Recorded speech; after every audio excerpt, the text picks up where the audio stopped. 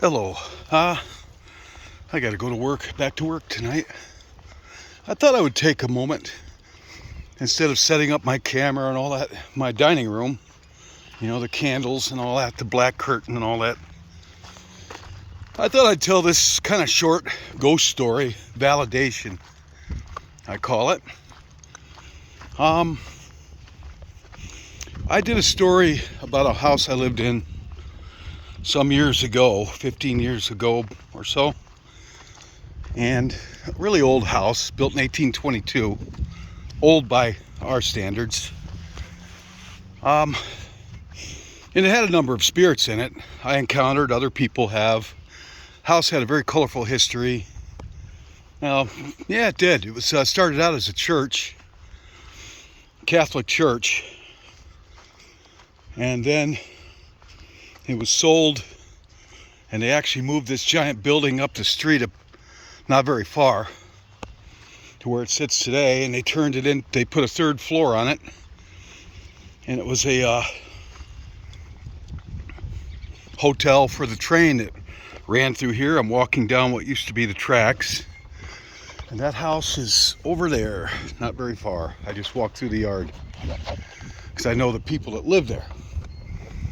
Well, I have my own ghost stories from there, and my brother actually lived in that house before I did. It was my family owned it, and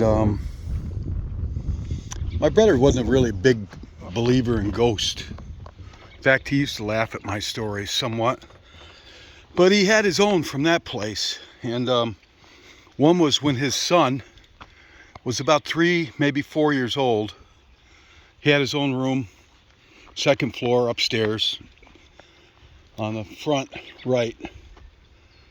And Zach, my brother told me that every night they'd hear, his wife and him would hear their son up out of bed talking to someone, and they'd go walk in, and he'd be up out of bed with his toys all out on the floor, and there'd be nobody in there. And they finally asked him, "Who are you talking to? What's going on?" And the boy told them that there was a friendly man that came every night, that he liked. This man, quote, liked children a lot. And this man's name, this is what the boy said, 3 or 4 years old. He said the man's name was Gustav. Gustav. Yeah. And a kid isn't going to make a name. That's an uncommon name, really. In America, it's kind of an old Europe name. So Gustav, that was the name of the man that came to visit the boy at nights. And he just, I guess the kid said he was very friendly, very nice. And he just liked to visit, and he liked children. And it really wasn't any report of anything bad going on.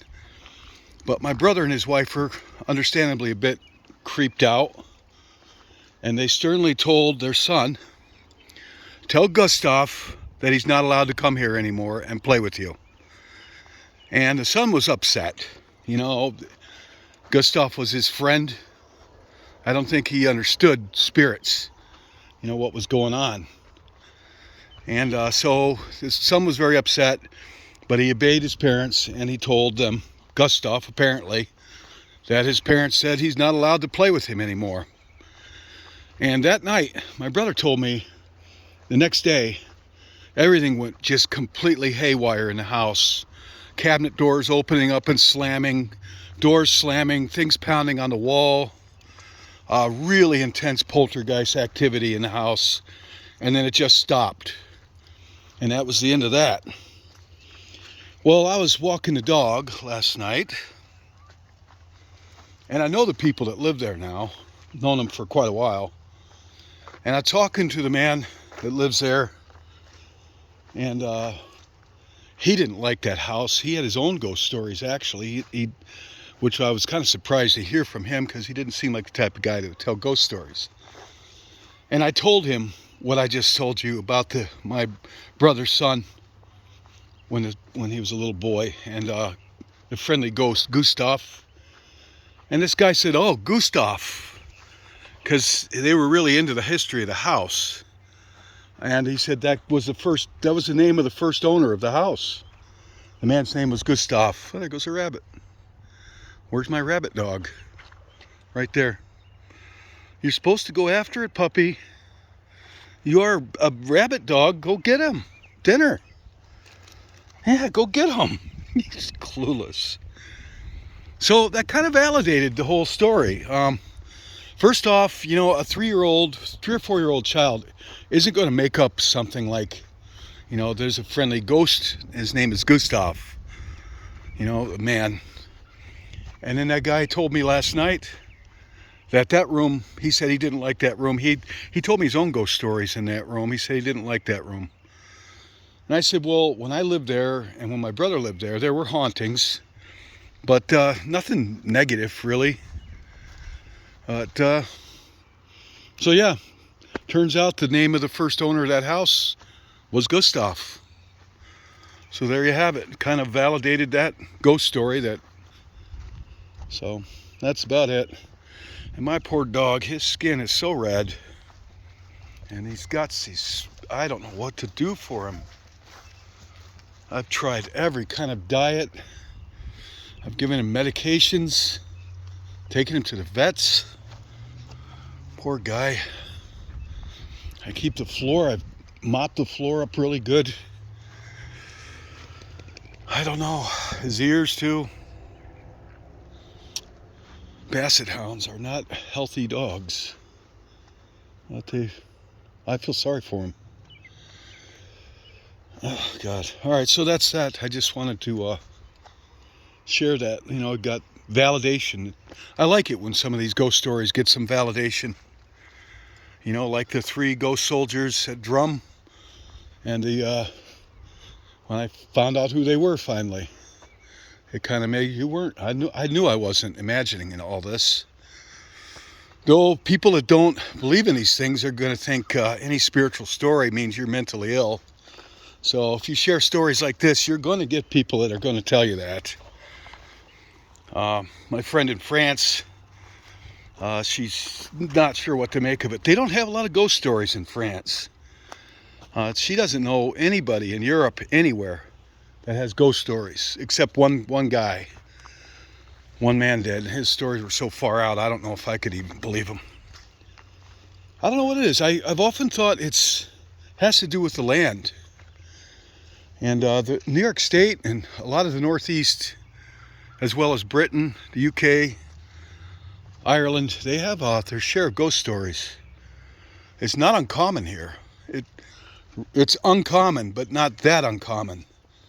I don't know too many people that haven't encountered spirits around here. So if I tell a ghost story around here, people don't look at me like I'm nuts. They've got their own. And like I've said before, I read in this old history book that the American Indians that used to live here they didn't live here. They just came here to hunt and fish and meet up. They said that this area that Moravia's in was too spiritually active. I read that in a book. They said you'd have to be crazy to live here. It's too spiritually active. Well, they were very superstitious people. We can't forget them.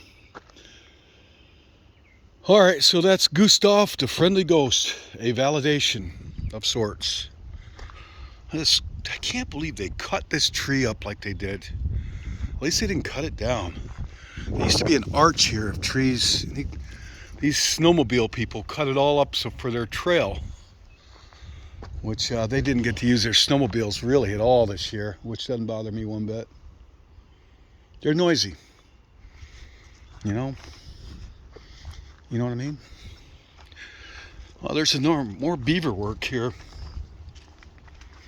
The beaver project that I made a video of, that thing gave up on that because somebody out there with their chainsaw trying to help the beaver out.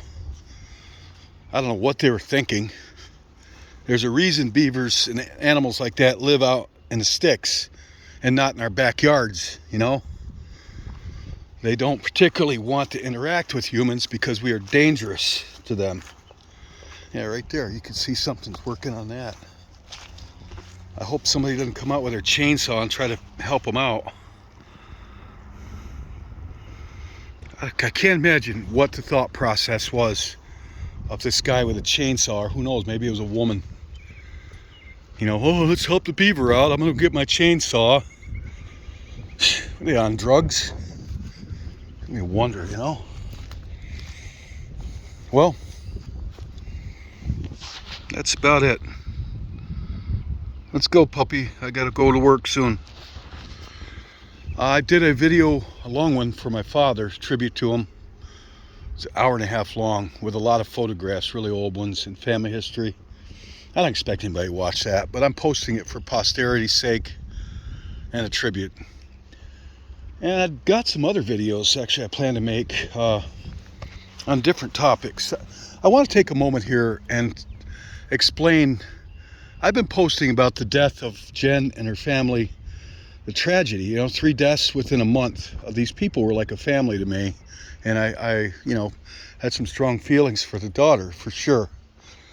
You know, we lived together for quite a while. I'm planning to talking about marriage and stuff at one point. And they all just, within a month, they're all gone, dead. Well, I've posted quite a bit on that. And I think it's just my way, because I live alone. You know, I'm a type of person, I like to talk. I'm a talkative person a lot, and don't have anybody to talk to. So talking to the camera and YouTube and you all kind of helped me out process this to get through it. I just had this feeling that my prayers and the prayers of others have been heard, and that she's not in a bad place. Thank God. I have a feeling of peace in that regard. Finally, I didn't at first, obviously. I just had a horrible feeling that she wound up in a bad place, and I think the prayers were heard. If anybody, our Lord is a merciful God, and if anybody is qualified to help her out in her spirit, and it's God and Jesus Christ. So she's in good hands, the best hands possible. All right, that's it. I'm going home.